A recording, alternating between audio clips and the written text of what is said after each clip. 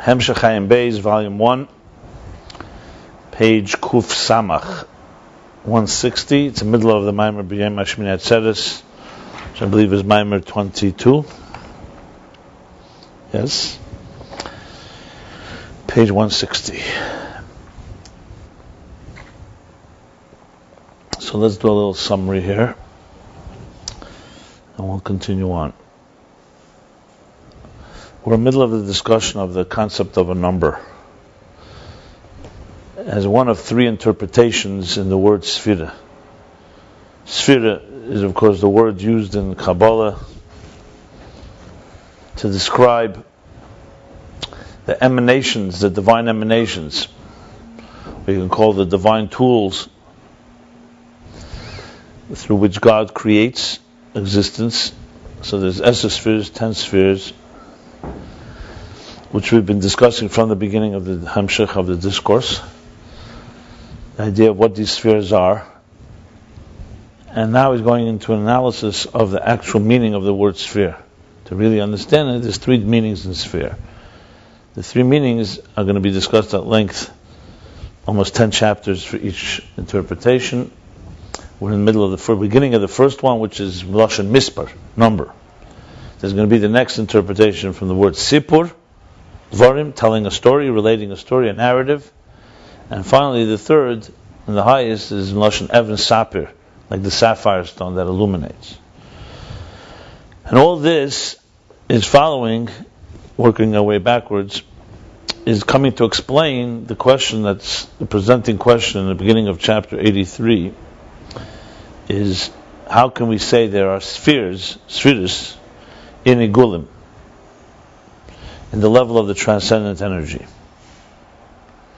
To say that there's actually Keser, Chochma, Bina, and so on.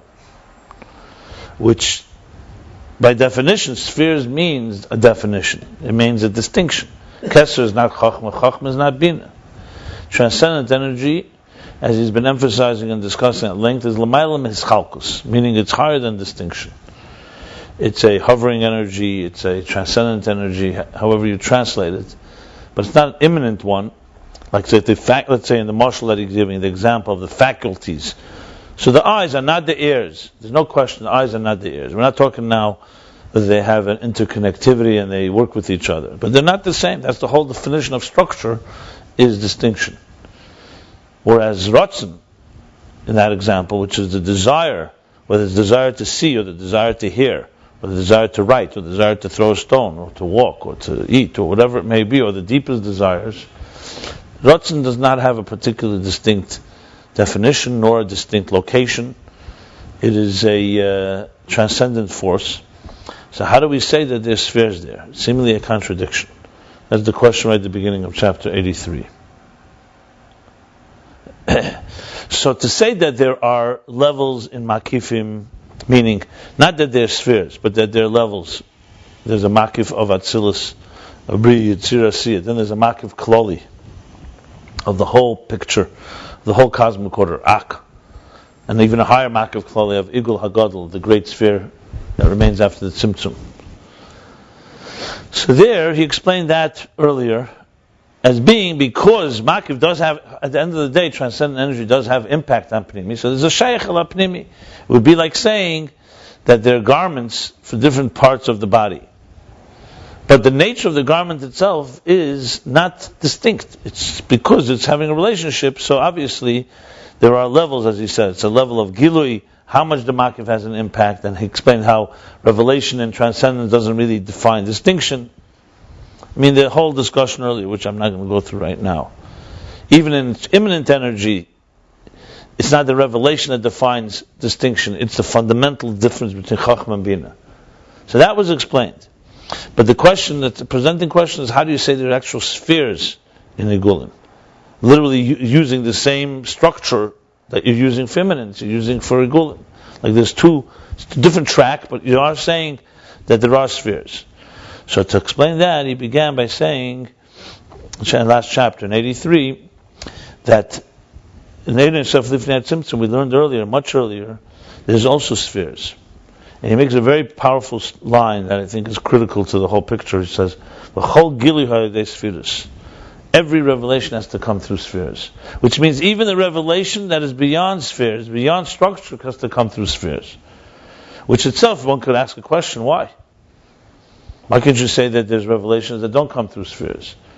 I think I addressed it, but I'll just touch upon it one more time, because if you say that if you don't say every gili comes through spheres, you could very simply say that the higher levels of giluim don't have spheres; they just are God's revelation. Even though He doesn't explain it specifically. Yeah, but why do you have to say b'chal chol gili haliday sphere? Yeah, he said clearly spheres ain't gates. Yeah, so he says but you still call it that there's a level of 10 hidden spheres. Then there's a level, and it's a fabligal Shaar Ha'Kinuiim spheres. Sham ain't mispar spheres, right? But you still call them spheres. So he's saying every spheres have a gili. On an ostensible level, the reason for his saying it is, number one, that's the meaning of a sphere. A sphere means a divine revelation. So however you twist it, it is the meaning of all revelation comes through a sphere. Remember, spheres are not their own, God forbid, their own reality. They're basically God's tools. It's Chachma of Elikus. It's Bina of Elikus.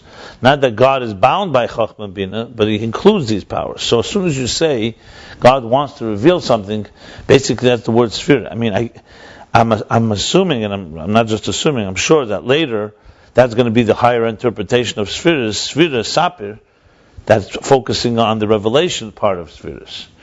So what was really adding here in this whole section, starting from chapter 83, is that Sefirah is more than just the structure of existence. Sefirah is the revelation of the divine.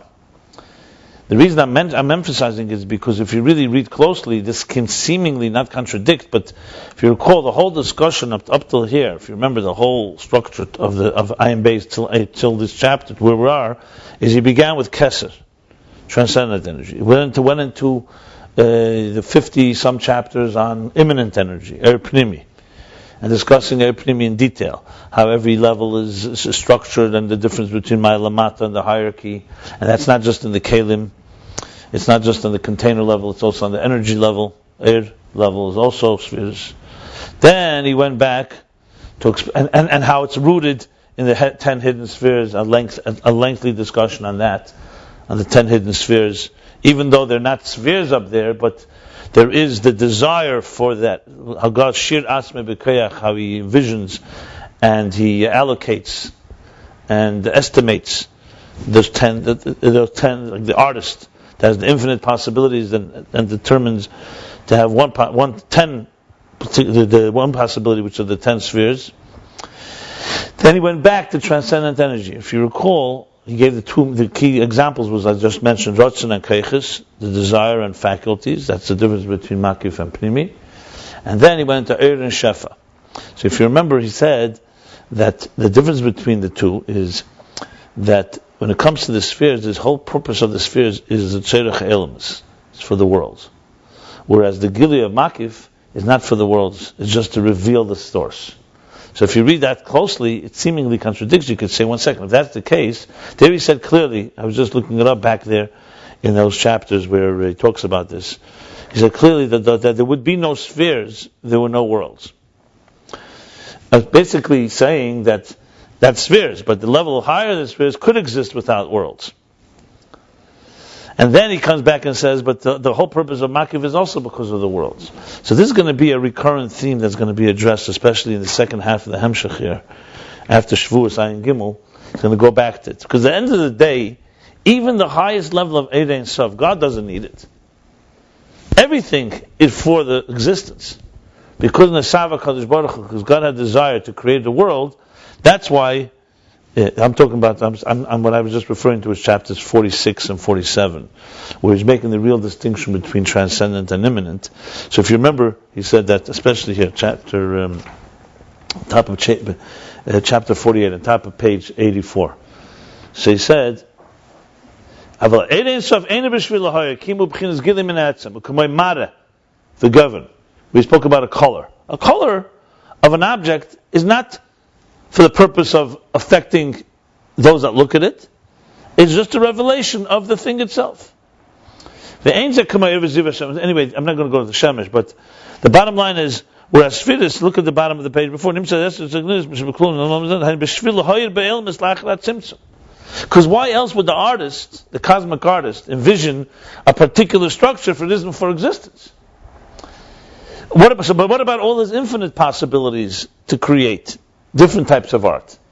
Isn't that, here, from there, it appears, no, that has nothing to do with existence. That has to do, the artist happens to have all possibilities. Once he's determining that he wants to have one type of image, one type of piece of art, that's for the world. But if you really read it closer, when you read it deeper, as he went on, he said that, remember that even that makif is also l'tzedek. Remember, an artist, this is where the moshel does not work. In an artist, two things. First of all, he's at the end of the day, he's a human being. So he's more bound to his being an artist than God is bound to being an artist. God does not need it altogether. It's not even his shlemus, so to speak. It's not even his virtue. He just wants it. The second thing, on the other hand, is the other way around. By an artist, it's true. If he does not want to create art for others' benefit, he's going to have infinite possibilities within him, which he'll die with, and no one will ever know what he was able to do. So the fact is that all those possibilities are not really for anyone else until he decides, I want to create one piece of art. He might also be frustrated because he's not bringing his talents to fruition. Okay, yeah, but that's another story. That's a side point. But when it comes to Elokus, Atzmus doesn't need the whole thing. So it's not the whole reason that God has possibilities to do art is a nice statement. He has all these possibilities. But the bottom line is, once they begin to manifest even the highest levels of infinite possibilities, at the end of the day is also because of existence. Or else you wouldn't need. But there's a major distinction. One is just a reflection of God's expression. And the other is actually necessary for the world. So at the end of the day, even the reflection of God's essence, remember, as we spoke in the interface, is also going to be needed for the interface, because God wants us to have a taste of Him. A taste of Him on His terms. If you want God on God's terms, you really want to know how it is in the infinite possibilities. That's Makifim? Yeah, that's the root of Makifim. Yeah. And the root of Pnimim. So the truth is, we have a relationship with God on both ends. We have a relationship with God as the artist, as He manifests in 10 spheres. Like we spoke, when you look at nature, you get an understanding of God's Chochmah, God's Bina, and so on. But then you want to have a relationship with God beyond that. That is how God is just reflecting Himself in the spheres as they are, just a gili. But that's also spheres. That's the point he makes here. Which, in other words, really creates a common denominator even between these two different elements. At the end of the day... It really is answering why they exist. Why they exist. Yeah, in a way, yeah, I am. Because he's definitely going there. I tell you that because you can't ignore it, because he's been building the case, so it's almost like obvious that's what he wants to say. Now, the explanation of it comes in all these following chapters. They mention in creation, right? That they mention of right. So Rakshasham ein mispar l'sfiris. And there we spoke that. So then what's going on? The spheres are in a form of bligvul. In other words, you have here an interesting state of being. You have the artist before he's determined 10 spheres, but he has infinite amount, but it's also art, so to speak. It's just infinite possibilities. So he says, the machad apshidus usibus asfiris ein ketz ukmam. He says, antu chad v'lei b'chushbon. So the spheres themselves, I'm reading the top of page Kuf Nun Tes, are in a form of pshitus. L'ched ein moving. Here too, the same question. Spheres are structure. How could you call them simple, beyond substanceless or shapeless? It's exactly the same point. So we see here, as I discussed at length when we reviewed this chapter, that here you have, in the source of Er Makif, you also see the idea of spheres. So it's going to be obvious that we could also answer the same thing in Makifim, how there's spheres. That's what he's beginning to explain here. Obviously it's still in the form of a question. And that's when he goes and says, to understand this, we have to understand what is the meaning of a sefirah. So if a meaning of a sefirah would be pure structure, we're going to have a problem. Obviously, if a meaning of a sefirah has much more depth to it, that there's more elements to it than just pure structure. In other words, if you call the sphere of, let's say, the color red, or the color blue, like in the artist's palette, then, you have spheres when it comes to that state. You can't say there's red and blue in his infinite possibilities. There's infinite possibilities, there's no red and blue. But if a sphere, which is a divine entity, not just a physical tool, is a divine force, so even the red and blue of the sphere has within it deeper levels, which we're going to understand, then you could explain how spheres exist even on a higher, more subtle place where there's not yet structure. That's basically the setting the stage for that. But this is, now we're talking now many chapters, as we said. We're talking now at least 20, 40 chapters. And each like the 9 chapters, I believe, are dedicated to the first explanation, mispar, number, then sipur, and then sapir. Okay, now, to sum up chapter 83 before we go on, and I'm going to say some things I haven't said before because I reviewed it several times. There are different ways we can define structure of existence. When you say structure, what does it mean? And I think to really appreciate what he's going to be discussing on the next 9 chapters about mispar, is to understand number. The word number, even from a mathematical point of view, is, in one word, defines the distinction of existence. So number here should not be confused with just like, okay, we're counting the oranges, so 1 to 10 or whatever, or 1,000. Number is the definition of structure. That's critical point here. So the element of number. Now, if you remember, just to compare it, when he spoke about Milo Mata before, about hierarchy, so there too is a very clear, went through it, dissected it, that it's about the basic amount of revelation each sphere has. Then he went that each sphere has its own unique distinction, not just revelation. Now with Be'etzim Muhusam they're different, not just in how much energy. Bina is not just diminished Chachma, in other words. So spheres are structure. We're talking now. Here the focus is on the word number. So I think to understand completely where we're going here, because it could be a little abstract if you don't really ground it, is that there's several elements to this word number. And let's start from the top. Where did numbers begin? So when we talk from the bottom up, a mathematician or a scientist or us, we see a world of distinction, we see a world of numbers, and we begin to extrapolate and imagine a world beyond numbers. But if you go from the top down, remember the numbers never existed. The whole idea of structure and numbers, there's no distinctions. You talk about Atzmus, Ein Eid Milvadei, Hashem Echad. So we know Echad doesn't mean one and not two. It's ultimate oneness. There's not even a possibility of two. It's not Rishon. It's not the first of many. It's a fundamental oneness. So the question is, where does number come from? So I think that the first point that's critical to make, number comes from because the infinite God. Well, let's put it this way. I should rephrase. Atmos, which is beyond infinite and finite, manifests in Eir, which is an expression. That Eir habligvul, as he says, Shir atzmei b'keach lahoyer b'gvul. That's the words. The infinite energy, envisioned or allocated or estimated, the different words we've used, to manifest in a number. And that number is 10. That's essentially the 10 hidden spheres. That's where Ola B'Retzeinei desired that from all the infinite possibilities, and remember, God is beyond infinite too, but we're talking about even in the infinite possibilities, there should be a number. So if you really ask the question, where do numbers originate from? There's nothing else but God. It has to come from God's power to create finite. To use the words of David HaKadosh, Kashem sheyesh le'ukecha bebilti bal gvul, kach yesh le'ukecha begvul. Just like is the power for infinite, is the power for finite. What we call the finite here is the finite energies, not just finite kelim. The energy itself is a form of 10 spheres, very amorphous. It's not yet shaped. It's only God's willing it. But if you go to this most subtle, it's very subtle. But if you go to the root, where did 10 come from? It's very clearly been established. But that is the root of 10 of the number. That's where numbers are rooted. The question is, how do they manifest? How do numbers, which are now only a possibility within the divine infinite possibilities, how do they actually become distinct entities that we here on earth only experience exclusively. And it's the bli mispar that becomes elusive. So here's the process, a long process. And God wants it to be a logical system.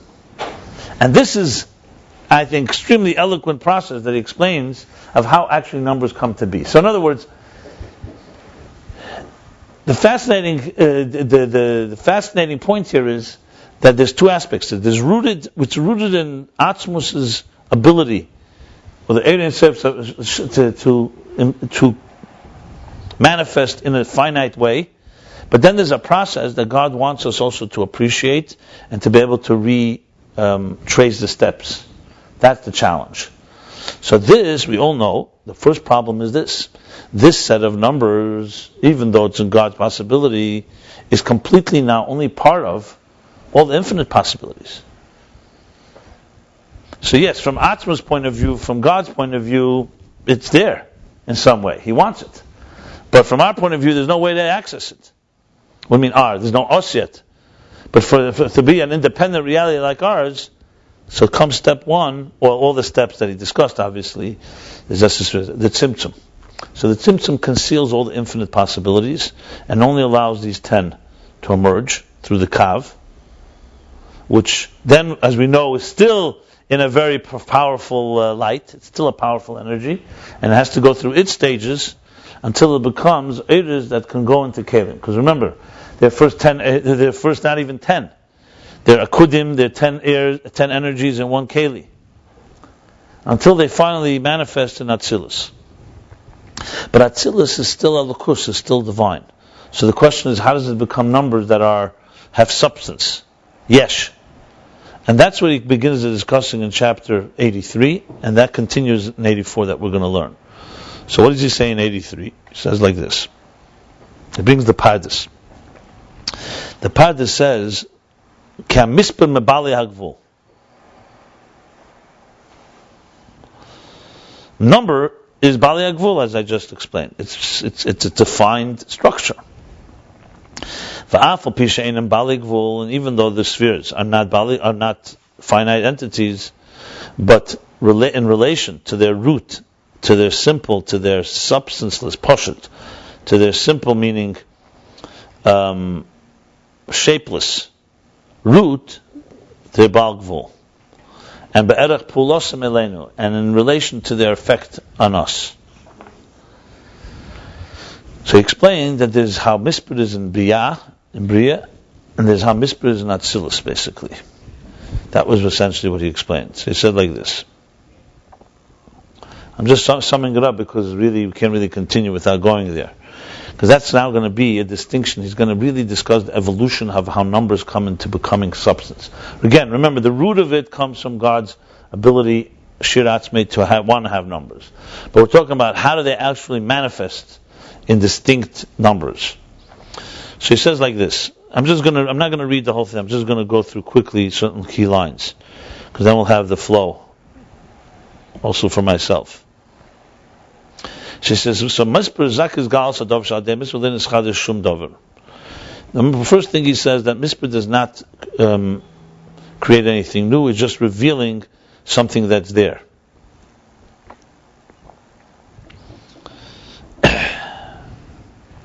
So that would be what does Atzilus do? Atzilus reveals that number that God envisioned, the 10 hidden spheres. They're not revealed. Because there, just God desired it. And it's completely, so to speak, encompassed or swallowed up, engulfed within all the infinite possibilities. What does Atzilus do? It reveals it. So it reveals like a number. It tells you what that number is. So in essence, it's really not so much focus on the distinction of the numbers, it's just the revelation that there is such a thing called number. Okay? That makes sense? In other words, let's put it this way. The artist who has that infinite possibilities has chosen one possibility, but no one knows it. How do we know that this possibility exists? Atzilus is giving us that information. Atzilus tells us it's 10 spheres. This is what God envisioned. So now there's another side, but then there's another side to number, and that is its actual distinction. This, all you gave me was that God wants to have 10 spheres. Okay, so now we know that. So that has now been manifest. That's what Atzilus is about. But then, as he calls it, there's the Hagbola of the mispar. There's Hagbola of the mispar. There's another side to a number that's not just God's wanting to have a particular structure. There's the actual substance of that structure. That is possible only in Biyah. So I have to repeat this again because this is a very subtle and very abstract concept here. He's talking about number, the concept of a number, and he's talking about the substance of a number. As I said, from below up, the whole thing sounds a little weird. Because from the bottom up, very simple, everything has a number. What are you talking about? There's 10 objects, there's 1,000,000 objects, everything is numbers. 7 days in the week, how many hours so many hours in the day, so many minutes in an hour. Everything is numbers. People are numbers. How far you travel, time, space, everything is about numbers. Here, he's distinguishing and splitting and saying, no, there's the number part that's revealing the idea of a number, concept of a number, and then there's the substance part of the number, the Hagbola of the number. That's the key thing that he's distinguishing here. Because remember, we're talking from the top down, there's a place where there's no numbers. So a number itself is a chiddush. That's the distinction here. So that's what he says like this. So the Hagbola, how does it shaykh rak b'biyash? Shamu yin Hagbola mamish. The Hagbola, when you talk about the actual, the fine state, the finite state of it, meaning its structure distinction from another thing, not just its conceptual idea that there's a number, that's in Biyah.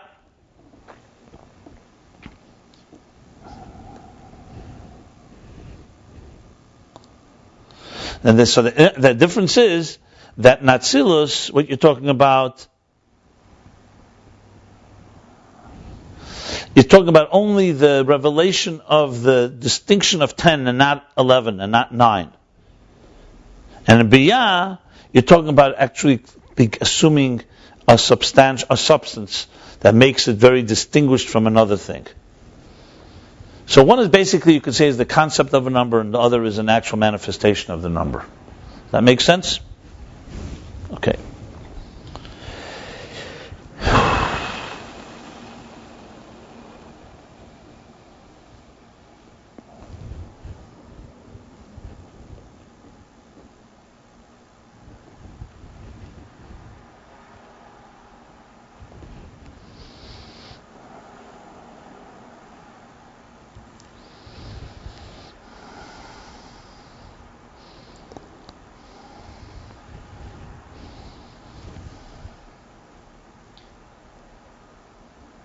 It's actually kind of hard to say because really conception. I give this part that starts by Sefirot and uses. Those are the title conception. When we get down to the ultimate seals, we're already talking about there really is something to talk about. Satan, it's small. It seems like even in the seals, it's more than just conception. It's taking on more emotions than pure conception. Well, that's why he says from the Pardes it's only relative to its source. No, not really, because when you're talking the 10 hidden spheres before the Tzimtzum, like he says,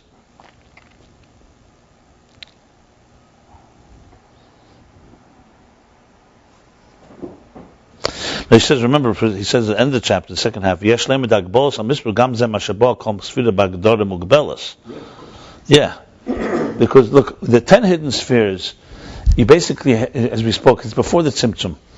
So you're talking about everything is in God's potential there. At the end of the day, that's all God's ability. That's all it is. You can't speak about it in any way. You can't even call it a concept of a number.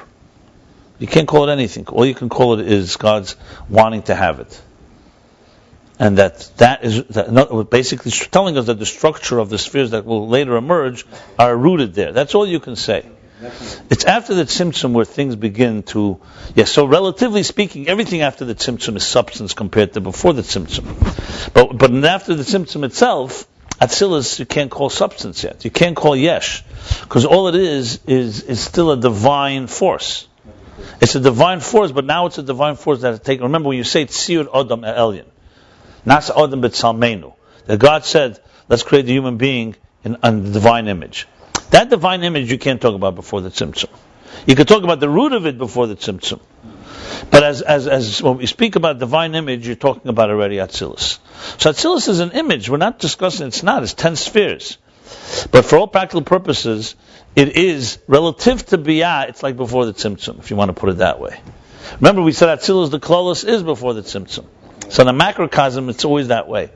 So relatively speaking, again, remember we spoke about all the levels. It's hard to, for us, if you're going to start speaking, you have to really speak from Asir Ruchnis. Keep going back to that. Because it's about understanding the abstraction after abstraction after abstraction. So let's just not go to all the levels. Let's just talk about it on the level that we're talking about here. Basically, before the Tzimtzum, Atzilus and Biyah. That's all we need to know for right now. In Biyah, we have the substance of numbers. In Atzilus is the concept, but distinguished. It's an image. It's definitely an image. And in Lefnei Tzimtzum, it's just God's wanting it, or God's desire. If you remember, there's the examples that he gave about, remember the seal. There's the chesed, the seal of the seal. So think of it that way. It's an image of an image of an image. That's really what it comes down to. So of course it's all rooted in the Lefnei Tzimtzum. The challenge we have is how do we distinguish it in our Aveda. Remember I said it's not just a matter of Askola here. You could come up with all kinds of Askola concepts. You could talk about, let's say, how many stages can you take a child and go back, let's work our way backwards. Here we're adults. Once we were a fetus in a mother's womb. Before that it was a seed. And then there's all the stages of pregnancy. So you can take the same entity and retrace steps and see how it keeps on going back and back, more and more subtle. The further back you go, the less distinctions there are, even though it's the root of it all. Now obviously that's a Gashmistic example. Purely a seed into a tree, or a seed into a life. But imagine then you take the seed and extrapolate that into the concept of the seed. The Ruchen is the spiritual concept of the seed. And then you go to how it's envisioned in God. So you see, as we can't even figure out what a brain is like the first second that a child is conceived. Where does the brain come from? It's not created later. It's all there as soon as an egg is fertilized. So I'm trying to just explain that even in a physical, scientific level, it's quite hard to understand. Let's go another example. Subatomic particles. We know that every object in existence is made up of elements, which is made up of molecules, which is made up of atoms, which is made up of subatomic particles. Who knows how far it goes? Right there, someone will say to you, explain to me the difference between a subatomic particle and a molecule. Our explanation is going to be a very physical one. We'll say a molecule is like a bunch of atoms. And then an atom is a bunch of subatomic particles. And what about subatomic particles? There are a bunch of subatomic particles. So if you think about it, it's just a bunch of bunches. It's just a bunch of clusters. It's not correct. Because the more subtle you go, it's a different state of being. Like a table, yes, I can chop up this table into pieces, and you have a table that's made out of wood. Now it's broken into 10 pieces. Or take pieces and turn them into one composite.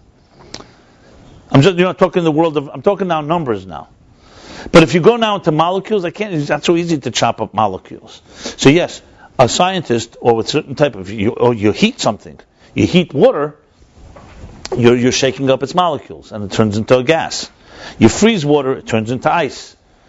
I'm trying to point out is here that you have the same entity, made up of structure, and even on a very physical level, you have many, many levels, how one thing emerges, how one thing evolves into the next level. How does our food become part of our energy? You take food, you put it in your mouth, a piece of garbage or whatever it is, gross, crass piece of material food. You chew it up, it goes into your digestive system, and then things happen. The acids break it down, the juices, whatever. And then you eliminate the waste. For some way this food turns into blood. It feeds the blood, it breaks down into the bloodstream, and it gives you energy. And we know this is a fact. You don't eat, you're not going to have energy. How does this work? We don't know. Obviously, there's plenty of books that talk about how it works. But here you have the same thing is suddenly turned into a thing called subtle thing called blood. Someone would look at blood. The child says, "Tell me, how does food become blood? What are you talking about? The food doesn't even have any blood. We're not talking about. You're not even allowed to eat blood. Take a piece of bread. Bread has no blood. You're not talking about an animal." My point that I'm trying to say is that we have full of examples. It's hard for us because we're very, very, we are extremely limited creatures. We think, I see this, that's all I see. I see bread, that's it. We know, and we don't need any proof. I mean, the proof is in the pudding that the bread breaks down into chemical, into not just blood, but other vitamins and minerals and so on that actually help people. And that's not a question, it's not a matter of faith. So someone will say, how does this state and that state? In a very similar way, Chassidus does. It tries to, everything I'm talking about is purely scientific of how we function. But if you were talking about having a relationship with God, you're talking about the same thing, traveling backwards from how a substantial existence that's defined by distinctions and by numbers. How did it become this distinct entity that it is? So, if you really think about it, you need a lot more levels than just Atzilus and Biyah. It's hundreds of levels. It's infinite amount of levels. But generally, the way we break it down is Lifnei HaTzimtzum is the way it's in God's plan or envisioning it. You want to put it that way. There's after the Tzimtzum is where it becomes some type of independent reality begins to be possibly emerge. But that doesn't also happen in a second. Think of it like a gestation process. It's a seed. And then in Atzilus, you have a full-blown 10 spheres. But it's Atzilus, it's Alakus. Atzilus itself is not a world like ours. No world. But Atzilus is a critical interface because it is a place that represents the way the divine wants this existence to be. It's a world. But it's a world called Atzilus. Now we can go on, we can spend our whole lives just understanding Atzilus. It's a world, you mean a world of consciousness, it's not a world. I don't mean a world as a planet. I mean a world as a state of being. You say, for example, before the Tzimtzum, you can't say there are any worlds. There's no. World simply means a state of being. That's all it really means. It doesn't say what kind of state of being. When you say Nasa Adam B'Tzalmenu, we say this world, we mean a state of physical being. We say Ayin Beis, we mean a state of being. Well, it depends what you mean by physical. The word physical is defined as yesh, as substance. That's the difference. If you ask the difference between Biyah and Atzilus, the key difference is Biyah is earlier he spoke about it at length. Atzilus knows nothing but God. Let's start with that. In Biyah, there's already something that's not God.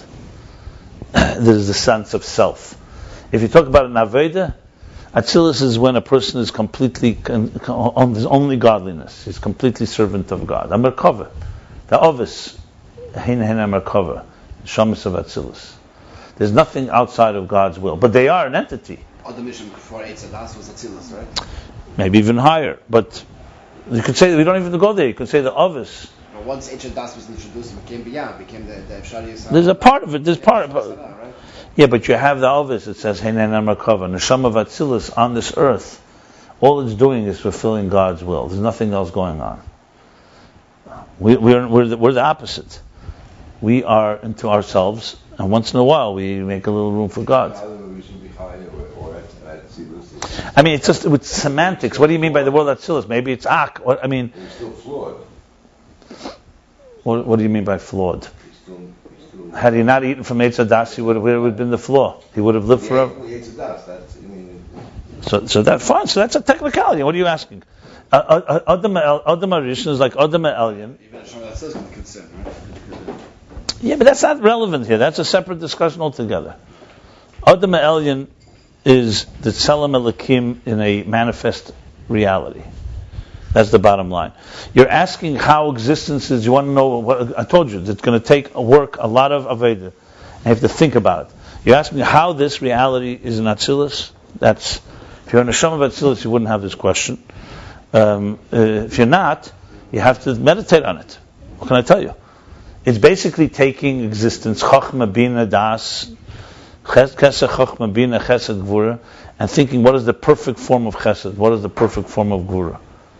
If you were exactly aligned with God's will, what would you be like?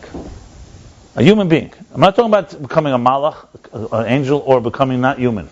We're not talking about superhuman.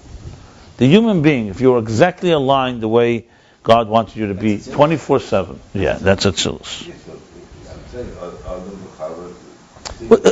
Technically, you asked me a technical question. Yes, you could say they were like that. They were Sir Kappa Shalkaz Baruch. God created them. This is God Himself created them. You ask me physically. Look, the fact is that they had a Yetzer Hara clearly.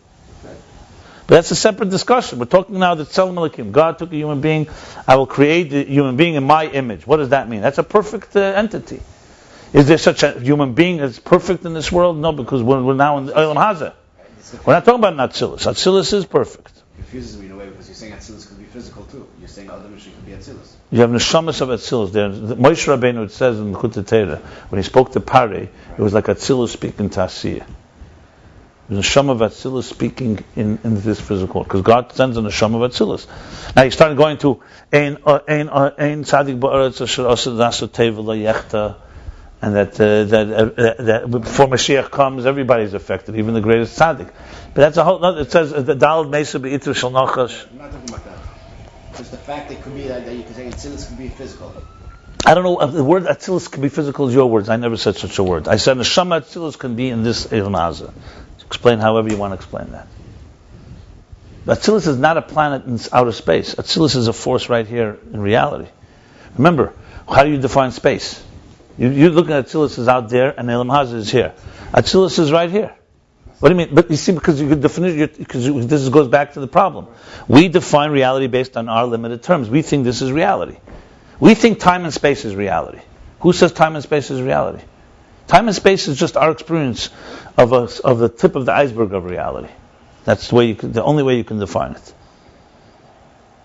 So you want to fit. That's why you asked the question. Was Atzilus? It's like where neshamas go to after we die. They don't go anywhere. That's why it's so healthy to learn about quantum, because you realize even through science and deductive process and seeing things, there's other dimensions. But before we get into idol worship with quantum, my question is, what would? How do Chassidim understand the Chassidus without quantum? Quantum is only last century. Soon they understood they were a much higher generation. No, because the same ideas of quantum existed before it was called quantum. That's what I'm trying to say. These ideas are not created by scientists in the last 100 years. They understood the ideas of how things are rooted in their source, what we call today quantum. So, I would say quantum mechanics, the quantum scientists can learn more from Chassidus than Chassidus can learn from quantum. 100%. That's my point. 100%, but as Western thinking guys, it gives us big insight. I understand. I got it. I understand. I'm not saying which is better. The point is, it's the challenge of all these, especially now. This is going far deeper. The concept of number, the gashmis of numbers. That's why I gave the whole preface that number means structure. The question is, where does structure come from? That's really what the issue that is being addressed right now. So number is just, you can replace the word number for structure. So he basically broke it into two things. Actually, three things I was saying. One is how it's rooted in its source. God wanted 10, not 9, not 11, not infinite.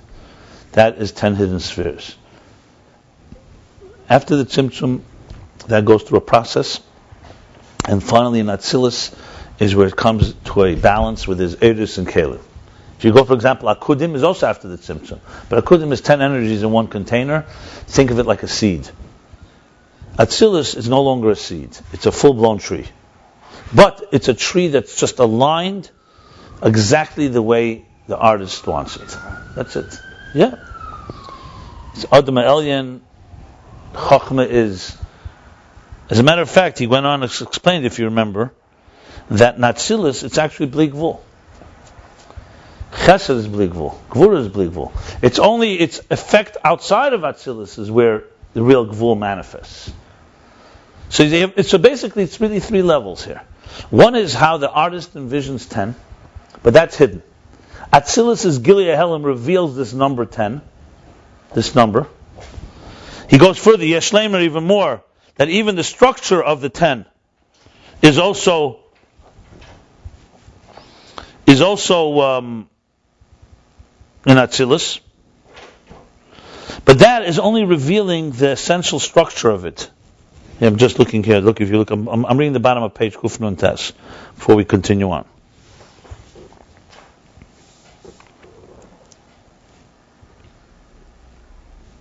It's like another base. It's a tangible. Yeah, I'm going to.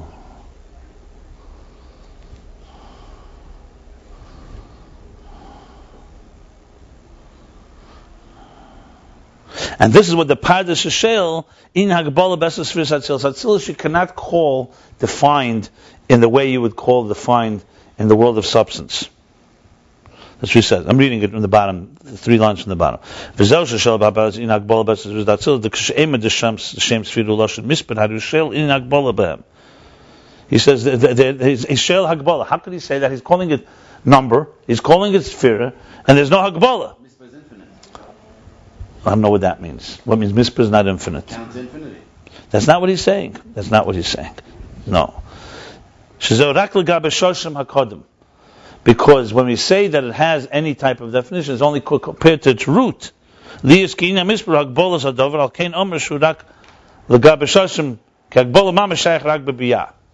if you really define number, not the concept of number, real number is a substance thing. Something is number 1. This is 1, not 2. That does not exist in Atzilus. Atzilus is only the revelation of the idea of a number. But this is Chochmah not Bina. Yeah, Right. correct. But it is a different thing. It's not like Atzilus. It's not like the essence here of so that means a lot. I just don't get this whole thing of difference between concept and So let's continue. Let's read. Continue. V'agbolas hamispar b'Atzilus ein agbola mamish rak l'gabe shashim hakodem v'ayin agbola shebchinas is galus levad. So I explained that there's 2 elements of Hagbola. That's what I've been explaining. One is, well, actually it's 3. One is that Atzmus is beyond infinite and beyond finite, right? Then in the infinite possibilities of Eirei and Sof, what he calls Sfiras Ein Ketz, infinite possibilities, he desired, or what he says, Shir Atzmei B'Keach, he envisioned 10. So that's where you have the first element of a number. Now, how would we define number there? You wouldn't call it a number. You're just calling it one of many infinite possibilities. It's still, in so-called in the Godhead, in the God's desire, it's just like, think of the artist. He's envisioning one piece of art. So when it will become a piece of art, actually, you'll be able to trace it to that root. But right now, all it is a part of Bligvul still. It's still another piece of Bligvul. It's another piece of infinity, which is chosen and desired one. If everything stopped right there, you wouldn't have existence. There's no tzimtzum.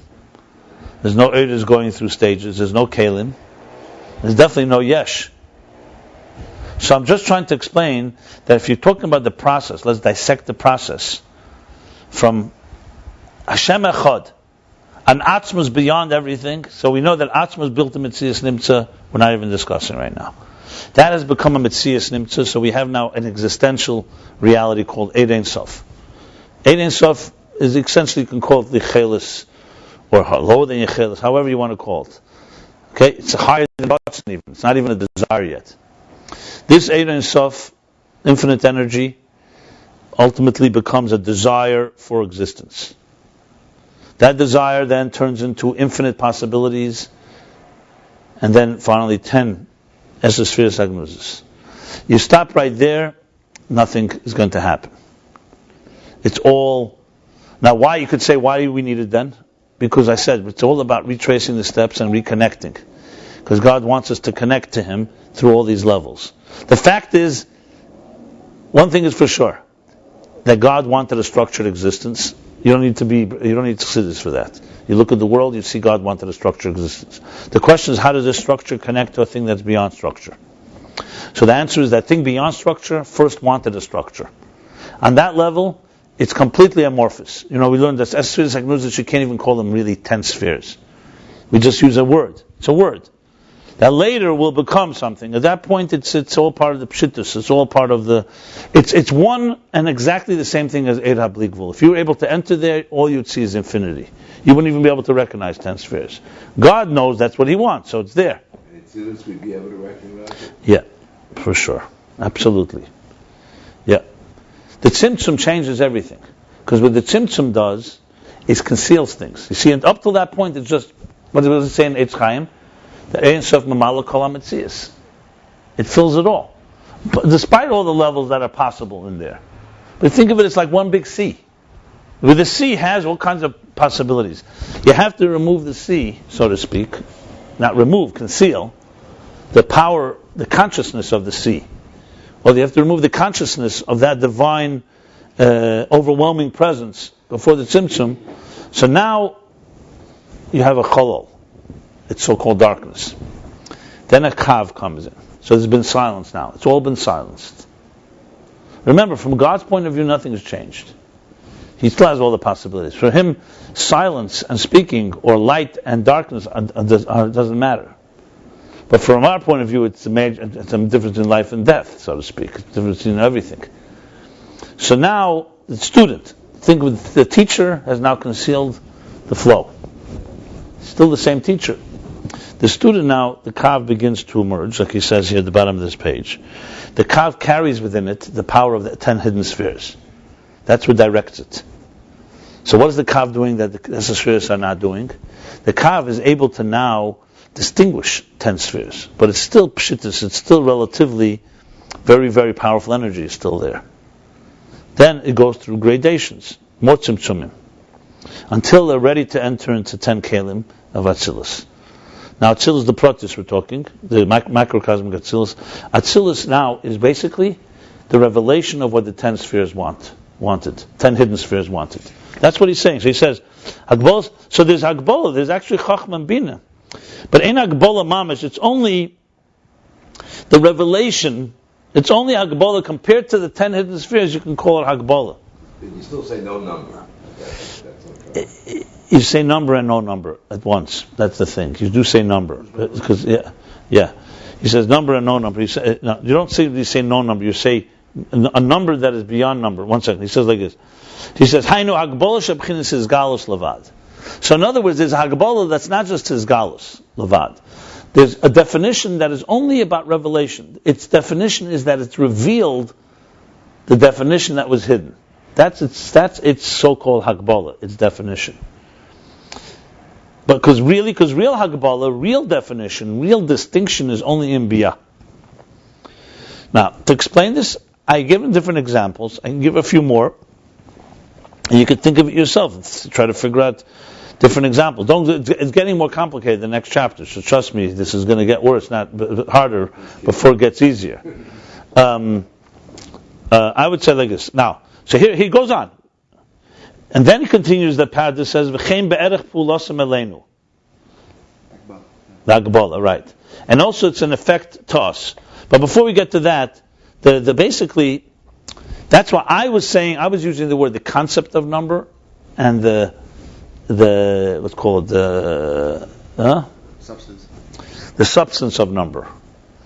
In other words, when we look from the bottom up, you can count everything. Everything is countable in this world. Everything's measurable. I'm talking about empirically, with our eyes and so on. You measure things. But then there's the actual concept of how did a number come into play altogether. That's how I would explain the difference between Atzilus and Biyah. Biyah is where you're actually counting objects. You're actually counting objects. And Atzilus is the idea that there's a number. There's a concept of it only. Yeah, right. I'm just trying to think for a second. Let me just think of it. It's not a perfect example, but it could help a bit. I mentioned it before, I'll say it again. When a child is conceived, or the seed of a tree, even under a microscope, you're not going to see all the distinctions that are later going to emerge. No way. 75 trillion cells. We know the cells begin to split. What's reproduction? The first thing of conception is you have an egg is fertilized by sperm, by the seed. Then it splits. And then it starts splitting again and again and again. In that first split, you only have one. Or two. If you talk about number, And everything is there. And everything is there. It has to say everything is there because it doesn't come from somewhere else. And then it becomes 2, 3, 4, then it suddenly becomes, what does it become? 75 trillion cells. Trillion. And what, 55,000 chromosomes? I don't know the numbers. That's higher than the national debt. Yeah, it's the only thing that's higher. So far. Right. Now, so here. That's why you have to think in abstract terms. So someone will say, what do you mean? I see a child. I see a life. You have limbs and arms and legs. They're not even going to cells. Where was all these limbs and arms and legs, the arms and the legs and the eyes and the ears? I'm not even getting into the breakdown. Where were they? You have no way to really explain it. All you can say is that, you can't just say it came from nowhere. I mean, yesh ma'ayin. There is a process. The answer is, even from a scientific point of view, even if you don't bring God into the picture, the answer is that what we know as reality is not the definition of reality. The problem we have is because we so trapped by what we see, we think, so we start wondering how that exists. But maybe you start thinking about maybe existence is really much more real in those early stages, and what we're seeing is just a very, like I said, the tip of the iceberg. Our whole definition of numbers, of structure, of existence is a very limited one. That's the problem here. That's really the problem. That's why we're having difficulty with this whole thing. But you see clearly, even on a purely, I use now Gashmis, I'm not even talking physical, spiritual. This is purely physical, that everything physical goes through a process that's not just it's not a quantitative difference. Like, one became many. It's a qualitative, completely different echus. That seed is not like just a matter of, the seed has like let's say I would take 1,000 little stars and put them in a box and give it to you. And then you open the box, they all come out. That's just a matter of kamus. That's just, I took the 10,000 and now you spread them out. It's not like that. It's not that all the details are there and they're just they're concentrated. It's a whole different type of reality. So the question is, so that's why I'm using the example. It's not a perfect example. Empty space in here than there is matter. There's a million times more empty space. Yeah. Than there is particles. Correct. And there's also, like they say about dark matter. The dark matter is 95% of the universe that we don't even relate to. Yeah, absolutely. The point here is, I'm just using these examples. I think really the great challenge here is the whole reason we're learning this is not to make things difficult. It's to make things real. That the reality is not real. Well, let's put it this way. The reality is a minuscule, is one little speck of real reality. It has to be real because it's part of the Yeah. That's why. But I'm saying, it's one speck of reality. So if you want to really, let's put it this way, you want to have bitla hayesh and bitla mitzias and real aveda of breaking the Yetzer Hara, the first thing is you got to break your perception. And the perception is very limited. The perception of reality is very limited. I mean, look, how many people today, there's 7 billion people on this earth, talk about numbers. What are they going to be doing now? What are they doing now? They're rushing to work to make money. Right? Others are doing all kinds of other things. What are they mostly involved in? From the point of view of you're looking here, they're on it's like clowns dancing on what do they call it, the tip of a needle. Right? It's like, the whole existence is, and it's so preoccupied and thinks this is reality. So the first thing is to understand that when we talk about the structure, the number that we see here, the number, which really means the structure, there's the Hakbala of it, real Hakbala. That's just not, and then there's the revelation. Maybe I have another way to put it. Atzilus is revealing the artist's infinite, the infinite possibility, the envisioning of the infinite possibilities into the one image. That's what Atzilus is. That's called emanation. That's all that it is. Nothing else and nothing more. Nothing. If you want to talk about an art, I don't even think you can call it a piece of art. In a certain way, you can call it but you can definitely call it a complete picture of the art.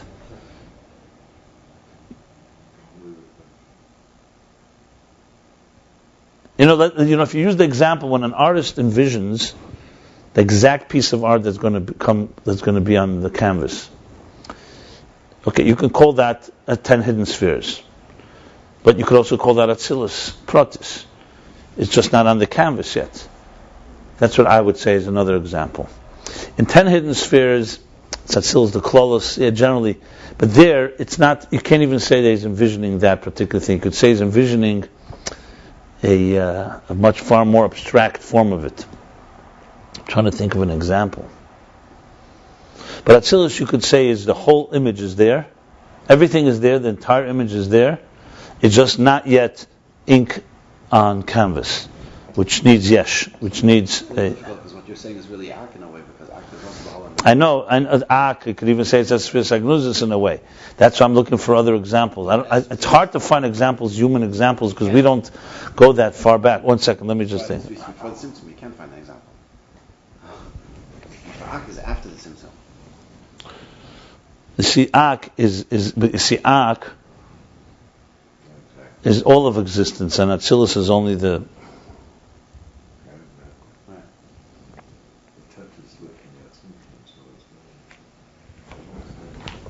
Okay, then he finally says that Chen be'erech pulosim eleinu.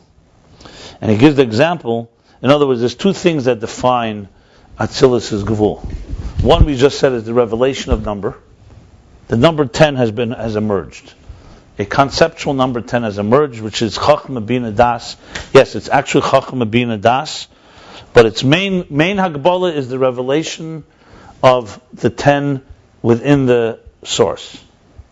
It's only a Gilia Helam. And then he says another aspect of Atzilus is Pulosim Eleinu.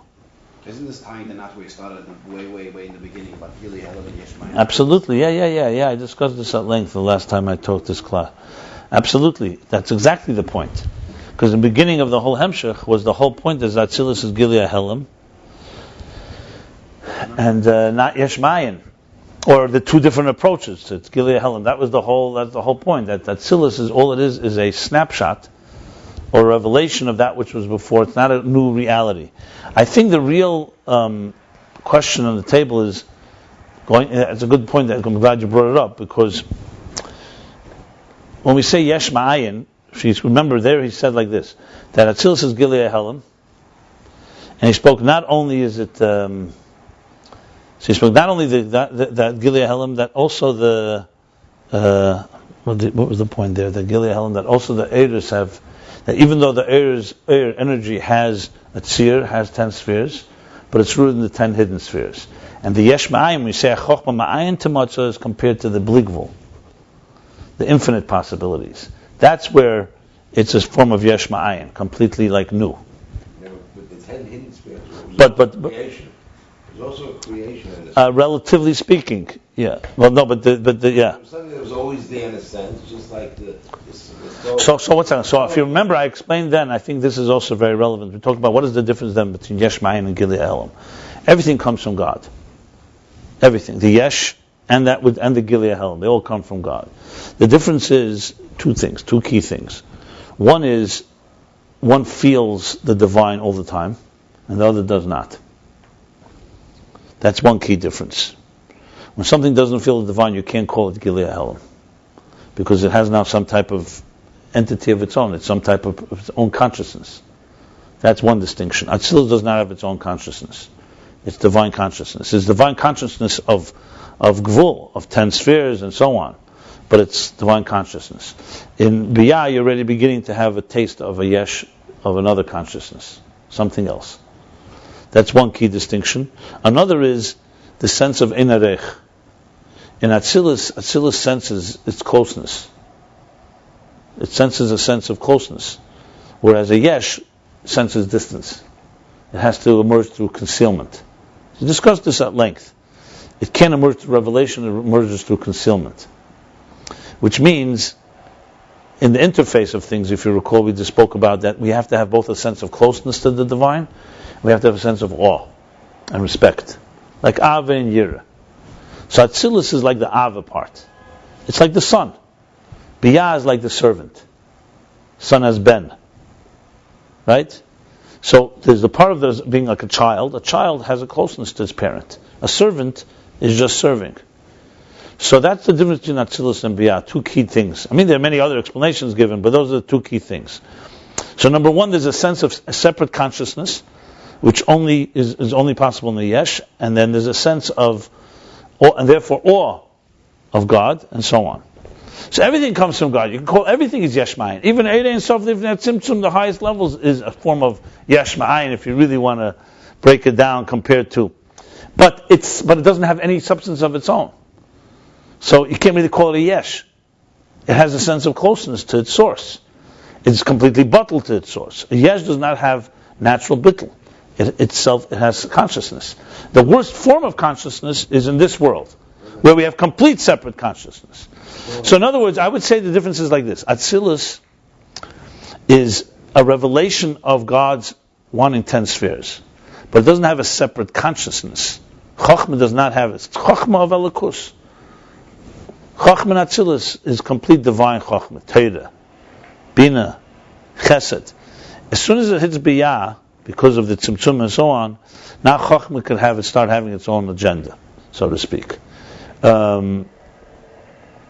Now, what does it mean, its own agenda? Obviously, in Biyah, there's no yet Bechira, real free will is only below. But nevertheless, it has what we call consciousness. And as soon as it has consciousness, it has its own. It has its own presence. It feels its chokhmah. It's not iyu v'chayu echad, iyu v'gamu echad. You can't say it's one with its source. It has its own substance. Now, remember, these are not worlds that are on their own everywhere. It's the evolution of one. Of Elokus as it comes into this world. Yeah, there is free. But remember, at the end of the day, But it's not a chiddush. That's all you need to say. Beyond you do have a few questions, but it's not a chiddush to have it there. Because chiddush to have it. well, Neshama Beguf is the only place we get. The point I'm making here is that if you work your way backwards on this earth, we clearly have independent consciousness. Now, the second thing he says, he says, is that the Gvul of Atzilus is only a gvul in what it transmits outside of itself. The example being like your hand can write an infinite amount of words. So the hand itself, the flow of writing of words is infinite. But it limits it from going outward. You can only write one word at a time. So this is what it says. Hamshach l'chutz ma'atzilus, it should be gvul. But in Atzilus itself, it's not in a form of gvul.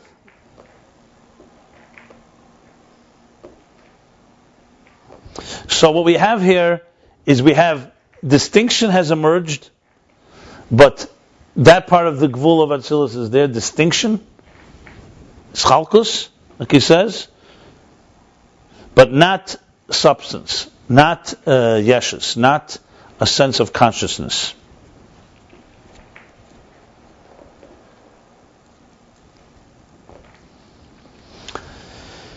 Another way, then he continues, he finishes this chapter by saying, it's like, that's why by numbers you have to count them with words.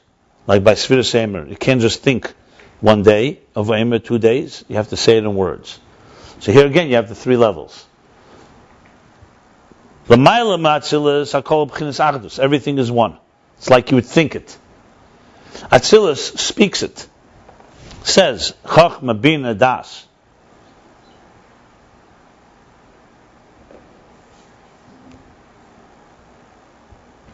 And then a biyah is not just speaking it, it's actually creating it. You actually start having substance called numbers. So that would be another difference between machshava, dibur, and ma'aseh. You hear? Yeah, 3. Hmm? 3 differences. The ones mentioned here, I'm sure there's more to explain it all. Consciousness, closeness, and thoughts. I wouldn't say 3. I'd say this is just an example. This is just the same. Machshava, dibur, ma'aseh is also the same idea. Dibur is closer to machshava, ma'aseh is farther. Ma'aseh has its own independence. So that would be that's within God. Yeah. That's what Diva made Atzilus and the whole thing. Actually, that is a good example. If you develop this further, yeah, absolutely. So in other words, you'd say the 10 hidden spheres is like machshava. It's how the thought. Or Swapson that we just learned. That's not bad. So Atzilus would then be the artist is articulating what the image is going to be like. He's saying it's going to be a sky, it's going to be a water, it's going to be a tree. Machshav is how it's in his thought. Atzilus would be how he's speaking it out. So now he's saying tree, forest, woods, So there's a gili of Gili Helam, the number is being revealed, and then mice is when you actually go and you put it on a piece and you put it on the canvas, and that has real substance. Yeah, in this case, Atzilus is Dibur. No, he says that clearly here. First formal part of creation. The in-series is when the rock. He says, "Gam k'shechesher kolachet v'echad b'avnet ein ze b'chinas ischalkus. Zakar shesefer b'dibur hay ze b'chinas ischalkus." Yeah, when he counts. Okay, good. That's another example. Clearly, look. Remember this.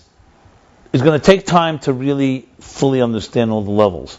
But clearly what he's talking about here is how the word number, mispar, Sefirah, evolves from the most abstract state all the way to the most substantial state. So the most substantial we know very well.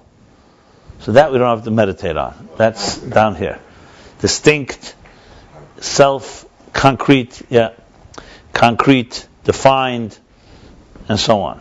The challenge is understanding how it's rooted. So it's rooted all the way in the Kayach Shir Atzeret B'Kayach, God's envisioning, wanting to have Gvul, but then how that Gvul emerges is through all these levels that he's talking about. If you recall, he spoke of the three levels, Nukud de Kav Shatach. Remember Nukud de Kav Shatach, the point, the line, and the plane? Was a similar idea. Nukud was the way it's in the 10 hidden spheres. Kav is made up of points, but it's still relatively substanceless, shapeless. And then there's a shatach where it becomes an atzilus, 10 energies in 10 containers. But clearly, just to tell you, this is definitely trying to dissect the seed and understand how in the seed level will emerge the distinctions that we are familiar with. That's the bottom line. That's why this is so complicated. Because you're going into the seed and trying to understand how a seed becomes a reality like ours. How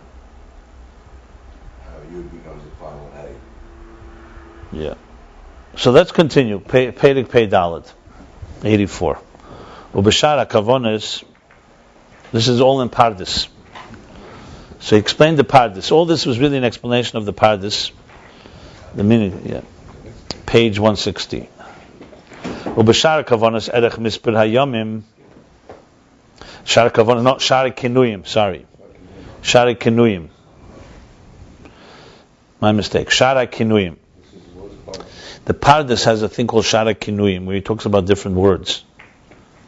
So Erech mispar hayamim, and the Erech called mispar hayamim. It's an Aleph Beis order. Mispar hayamim. I mean, he's just showing you how thorough. This is extremely thorough. What's going to come next in the idea of numbers?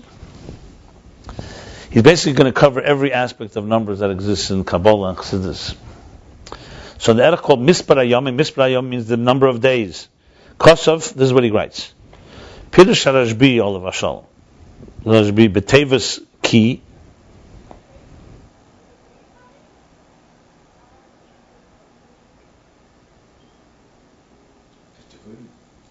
B'tikunim, maybe you're right. Not, I thought Tevas. Right. That the Rashbi explains in Tikunim, this Tikun Ezer, ki Malchus nikra mispar. Now Malchus is called mispar. Okay, so now we're introducing a new level of number. Till now we're talking about Atzilus and Biyah, now suddenly Malchus. This is the called number. Vatam, this is all the language of the Pardes. And the reason? Because Malchus is the number, Cheshbon is the total, and number of the higher days. Upirish, because the higher days, remember, are Zah, usually Zah. So Malchus reveals Chesed, Gvura, Tiferes, Netzach, Ed Yesod. These higher days, meaning these higher revelations, are revealed through this midah called Malchus. Like Chmei Cheshbon, like an accounting, like a total that gives you the Hagbolas Hadover, that gives you the defined some. Hanimna that has been counted umitzad hagvul v'acheshbon mizgala. And because of this gvul, because of this defined, this finite v'acheshbon and sum or total, it gets revealed. So let's briefly, what does this mean? He's going to explain, obviously. Basically, he's saying that in Atzilus itself, the Yomim Elyonim are not really yet defined in a finite number or finite sum, and Malchus is the one that actually gives that total. Think of Malchus as being the sum total that defines the structure of the Yomim Elyonim.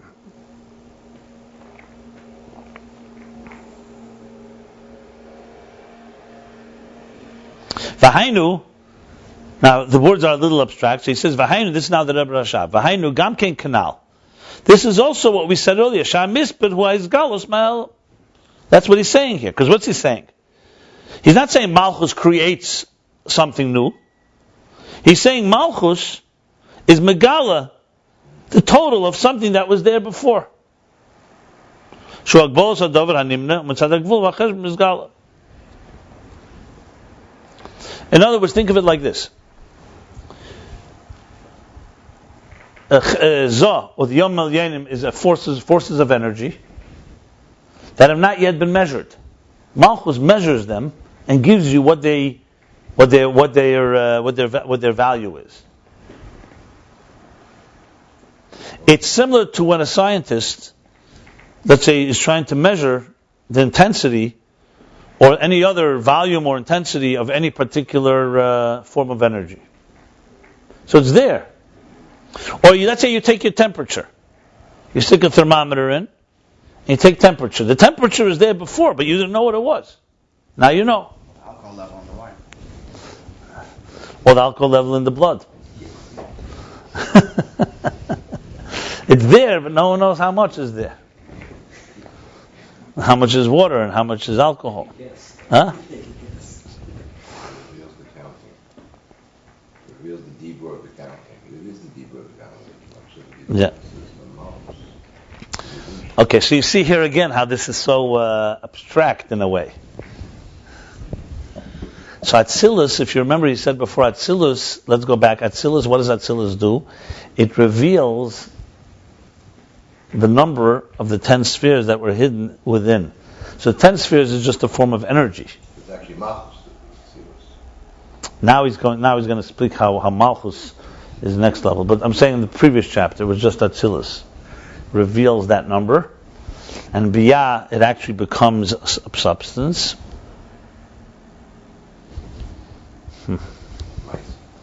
This is definitely abstract stuff. Okay. It needs many explanations, examples, but let's continue here.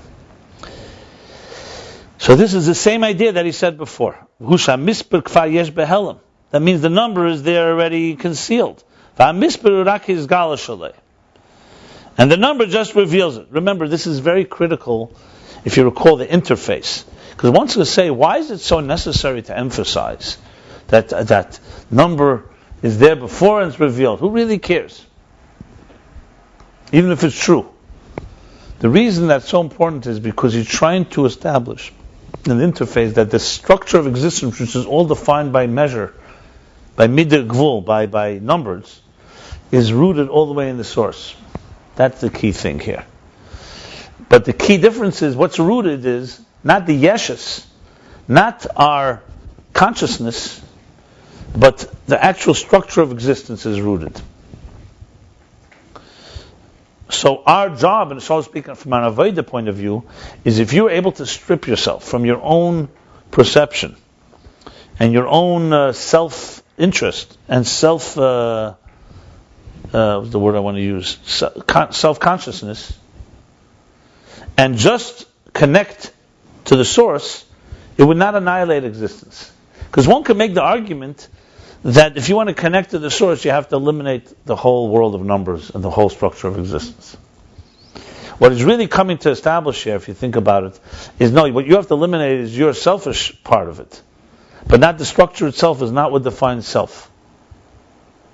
Biyah adds this sense of self. Atzilus reveals that the structure is a divine structure. So essentially there's two elements to the structure. One is that we think that it's all powerful because that's the biyah part, that's the yesh part. And there's another part to it that it's exactly the way it's meant to be. Rabbi Akiva was able to do that, the other ones could. That's one way to look at it. I don't know if Rabbi Akiva is the right example, but I would say when Mashiach comes, we say... Four people who went to Pardes, he was the one that survived. So he was able to maintain down here and still be up there. Yeah, in that sense, but I wouldn't use that really here. That's a different... Fine, if it works for you. I would say that when we say La'asad Lave, Mashiach comes, Mola Aretz Deis Hashem Kamayim Le'yam Mechasim. The world will be filled with divine knowledge as the waters cover the sea. So what's this example as the waters cover the sea? What is the point of that example? So there are many points to it, but one key point the Rebbe makes in one of the Siyumim and the Rambam is if you look if you cleared all the water out, you drained all the seas, you wouldn't have just barren land. You'd have a world that's as complex and as distinct as earth, as land, as dry land. So you have mountains, you have valleys, you have all the animals there. More animals in the sea than on land. Everything that's on land is in the sea, not the other way around. Plants, vegetation. Yeah, everything. But the only difference is there, it's not the distinctions are there, but they're all aware of the higher consciousness. Like you said, So it's not annihilating the structure of existence. In a way, that's Atzilus.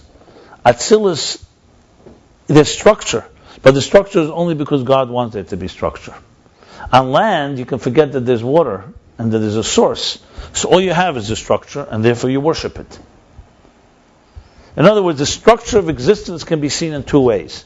As being, is it a divine structure, or is it a structure like my structure, and once in a while I let God in, if at all. That's the key difference. So the point being here is structure is absolutely 10 hidden spheres. There's a structure. Atzilus reveals the structure. But Atzilus is completely consumed. It's a divine structure. That's all Atzilus knows. It's revealing that that's the divine structure. And in Biyah and lower to our worlds, the structure becomes an entity of its own. Because it's not aware of Mashiach comes, Malchut Deis Hashem. The world will be filled with divine knowledge as the waters cover the sea, that the sea, the structure of existence will be there. But it will be completely covered by the waters of the Mea Das HaTorah. Deis Hashem. back to Atzilus. Or higher, because it's going to be the transformation of Tachtenim. It's going to be higher than Atzilus, much higher. Because it has also the mile of Atzmus and Yesh and the Dir of Tachtenim. But as far as consciousness goes, yes. Well, first of all, back to Atzilus and then beyond. Like you said, the Rebbe says, like we would say, Shashmayim says, Elu Teildes Hashemayim V'aretz B'yemi Barim Teildes Smolei, and then there's Teildes Pardes. It's even more. First we go back to the Gan Eden Mikedem, to how it was before the Chet Yitzhak. Then you go higher than that. That's the way it works. Yeah. Okay, so here it goes like this. So that's the point that says only is gospel. We'll call Malkim Hari Kedim Shenisper Hari Einu Bo B'chinas Mispar Adayin. Nevertheless, even though the number all it is revealing the divine structure, the number that was there, that was concealed, but before you count it, you don't yet have a number. Why? Because number is Hagbolos Hadover, is focusing on the distinctions of the matter, of the object. That comes in Hagbolos Chalkus, that comes in a defined and a distinct state. And through this it becomes a number. Why else would you count it? And before you count it, even though it's a number, a concealed number,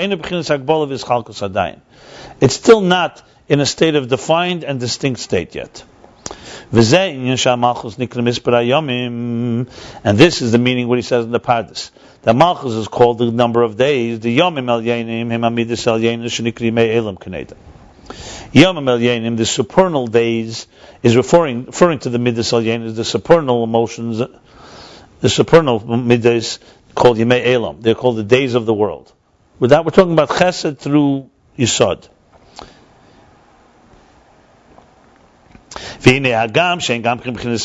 Even though they too are in a state of a number, because they're shisha midas. There's 6 midas. They're the root of the transmission to the 6,000 years, the 6,000 millennia. The 6 millennia, rather. 6,000 years. So in other words, they are distinct 6. Nevertheless, they're in a state that's higher than defined and distinct. Yet. Adain. And in Malchus, they come in a state of definition and distinction. Because through this, it comes out in a revealed way. In other words, there it's not revealed, the number part is not revealed, even though they have a number. That's why there in Malchus is the primary place of mispar, of number. Malchus is dibur, and there was no dibur before. I think that's the word. Well, it doesn't say that. In parentheses, yad. Just like in time, its primary state is Malchus. Shazman ikri b'Malchus, the primary place, primary Shazman ikri, time, is primarily in Malchus. Melech yimlech. You speak about past, present, and future. Melech yimlech. He did rule. He rules. Yimlech, and he will rule. Ubezorak seder zmanim. And in Zohar is only the order of time. Like it says elsewhere. You're familiar with Seder Zmanim and Zman. Seder Zmanim is similar to what I spoke before about the concept of number and the number. Seder Zmanim means that there's the order of time. That comes first.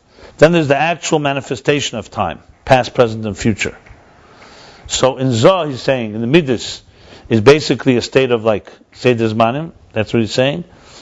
Which is what again? What is Seder Zmanim? It's like the concept of time, not time itself, concept of time. In the order of things, first came a concept of time, then came time. Time is introduced by Malchus with Tzilus. Seder Zmanim is like Kedima v'ichur, the idea of past and present, but it's not yet what we call. The idea comes in Malchus.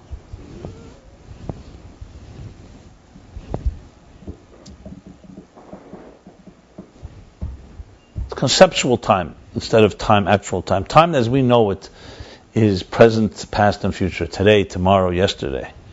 How does that work, Lamaila? There's no yesterday, tomorrow, future. What part? It's only in Asiya when you really have past, future, and Well, it starts in Malchus, and then it becomes more intense, more. Form and then. Well, Chassidus says like this: Mokim Lamaila. You understand Mokim Lamaila?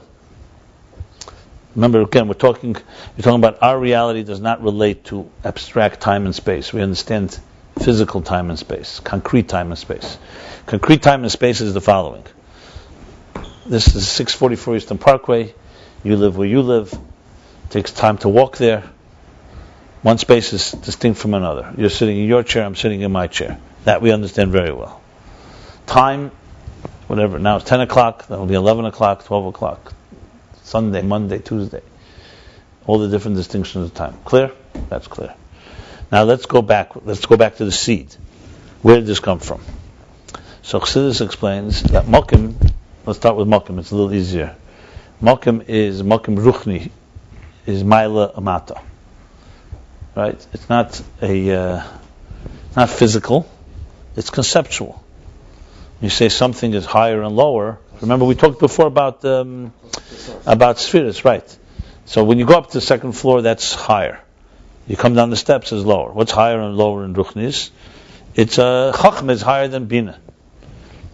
Okay?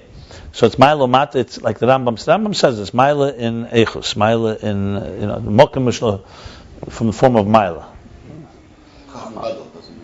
Yeah, Chacham Gadol can be shorter than a greater wise person can be shorter than a wise, but you'll say he's taller, he's greater. What about Zman? So Zman Chassidus says is Kedima ve'ichur. That's precedent. What comes first? The hierarchy. Not that Chacham is only higher qualitatively than Bina.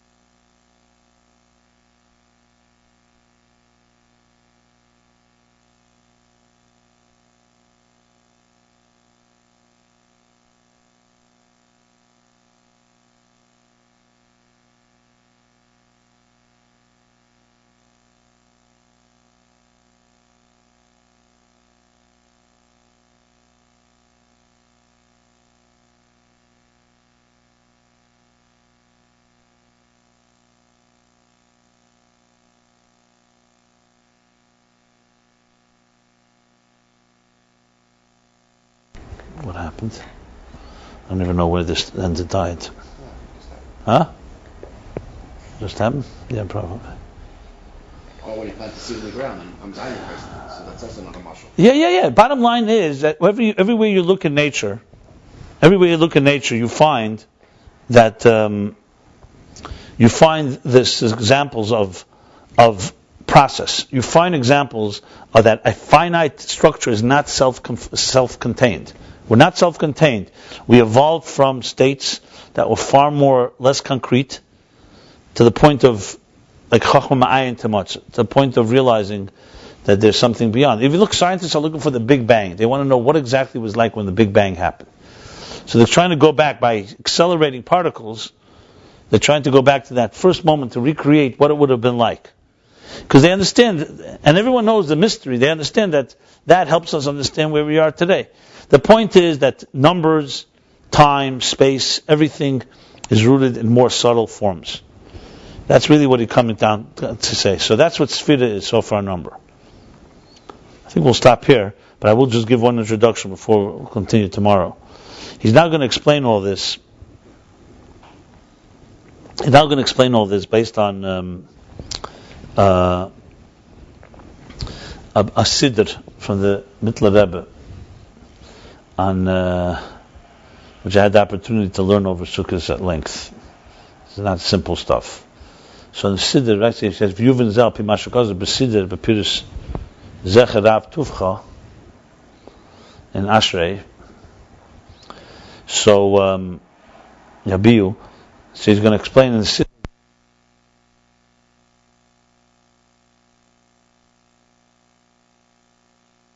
And that's what he's going to continue now to explain this idea